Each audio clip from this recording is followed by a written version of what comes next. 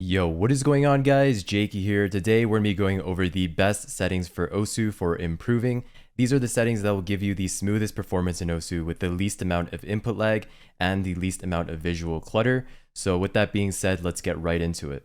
Starting off, what you guys want to do is just open up the settings. You can do this either by clicking on the OSU logo and clicking options, or you can just hit Control O on your keyboard.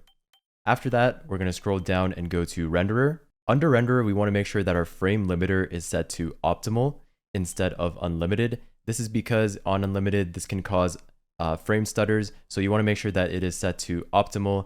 And if you're on something like a laptop and you want to save battery life, if you're not plugged in, you can also set this to power saving. If you're having trouble with dropped frames, you can mess around with the reduce dropped frames option and the compatibility mode.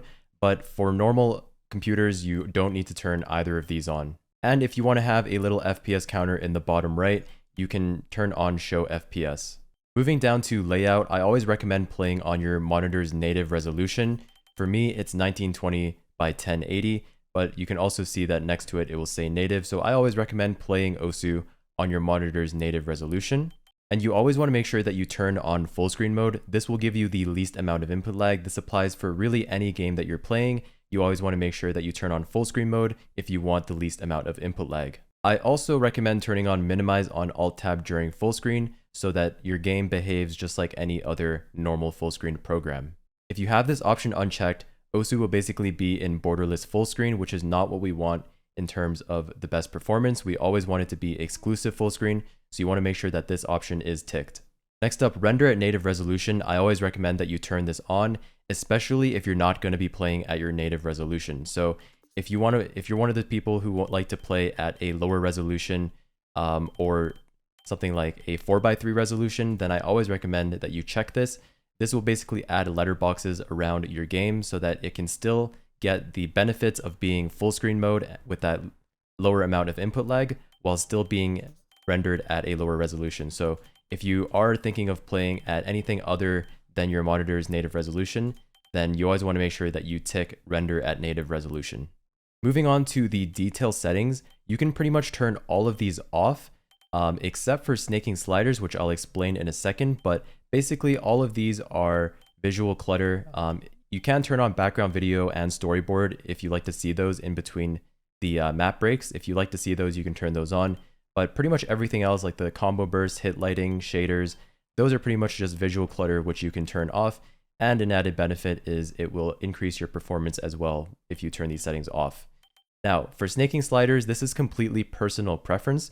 A lot of people like having this setting on because it lets you read some tech maps easier because you can see where the slider is coming from. I'll show on the screen right now an example of snaking sliders on and off, an example in slow motion. You can see that if you have snaking sliders off, pretty much the sliders will just instantly appear on your screen. Whereas if you have snaking sliders turned on, the slider will actually slide out from the starting point. So again, this is completely personal preference. Like I said, some people think it helps them with reading certain slider heavy pattern maps. So it's completely up to you whether you turn this on or off. Moving on to main menu, all of these is just personal preference. If you are having a little bit of performance issues, I would recommend turning off snow. Snow can sometimes cause performance issues, so just turn snow off if you're having any FPS issues. But other than that, everything here is pretty much personal preference. For show thumbnails, this is also personal preference. Basically what this does is it makes it so that you can see the thumbnail of a map background next to the song name in the song select. That's really all it does. Again, completely personal preference. Moving on to the gameplay section, for background dim, I always recommend you turn this to 100%. And basically what this will do is it will dim out the background of the map and completely black it out while you're playing.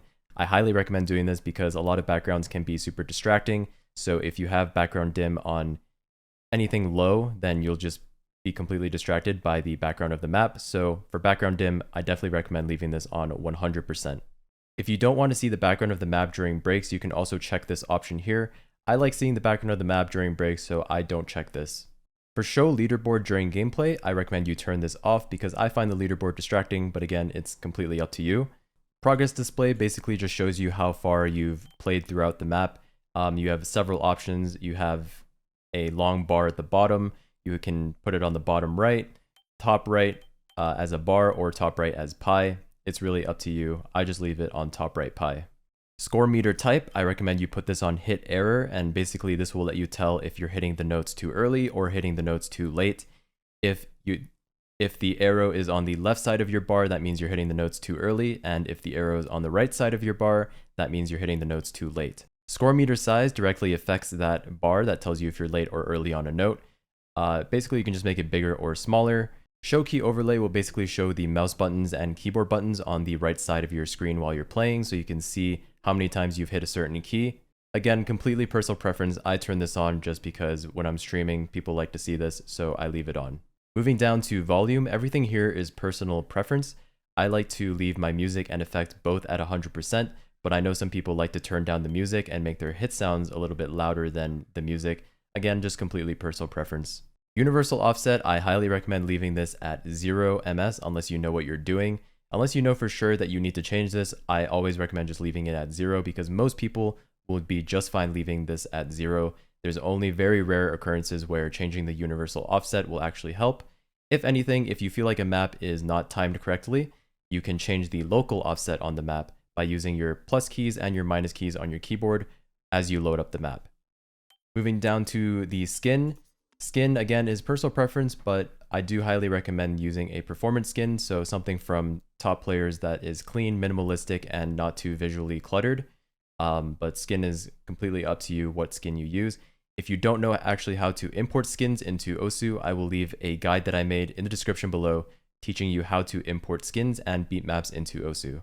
And if you're having trouble finding a skin that you like, I will also leave a link to the Osu skin compilations playlist in the description below. Ignore all beatmap skins. I recommend that you turn this on because some skins can have weird cursors or just some weird elements that kind of throw you off. So I just recommend checking this so that your skin stays consistent across every map that you play. Same thing with always use skin cursor. Cursor size is completely preference. This obviously just changes your cursor size. And automatic cursor size and use combo color as tint is preference as well. Alright guys, moving on to the input settings. If you're using a tablet with the open tablet drivers, I highly recommend leaving raw input turned off because the open tablet drivers use raw input to begin with. And so if you need help setting up open tablet driver with your tablet, I will leave a link to a video guide that I made on how to set up open tablet driver. So if you're using a tablet, you just want to make sure that raw input is turned off. And when raw input is turned off, sensitivity will just be by default 1x, and you can't change it unless you turn raw input on. But if you're wanting to change the sensitivity on your tablet, you want to do that through changing your tablet area in the program rather than actually changing the sensitivity in-game. If you're a mouse player, you want to turn raw input on, and this will allow you to change the sensitivity to whatever you want. Again, sensitivity is personal preference. Map absolute raw input to the Osu window is mainly for people who don't play on the native resolution. You can play around with this if you'd like, but most people should be fine with it off. And confine mouse cursor, I have this set to only when full screen. This just makes it so that your mouse cursor doesn't accidentally go to your second monitor. If you have this set to never, your mouse cursor can just slide over to your other monitor and you can very easily click out of the game. So I just leave this on only when full screen. You can also put it on always if you'd like. Next up, this is very important. If you're a tablet player, you want to make sure that you check disable mouse buttons in play mode if you are a tablet player. If you use your mouse buttons in game to click, obviously don't disable this, but if you're a tablet player, this is very important to disable or else you might misclick on a note when you're using your tablet. Cursor ripples, you want to turn this off. It's basically just visual clutter. As for your keyboard bindings, these are all personal preference what you use. And scrolling down, we can ignore most of these options. One thing that you might want to turn off is show notification pop-ups instantly during gameplay. I like to turn this off, and basically this is just if somebody messages you. If you have this turned off, you won't get a little chat bubble while you're playing a map. You'll only get the chat bubble after you complete the map. If you have this turned on, then you will get chat bubbles while you're playing the map, which can be pretty distracting if you are FCing a map and somebody decides to message you. That might distract you, so I always recommend turning this off because you'll still get your messages after you finish your map. And that's pretty much it, guys. If this video helped you out, make sure you leave a like and subscribe. And if you have any questions, feel free to leave them in the comment section down below. That's pretty much it, guys. I will see you in the next video. Peace out.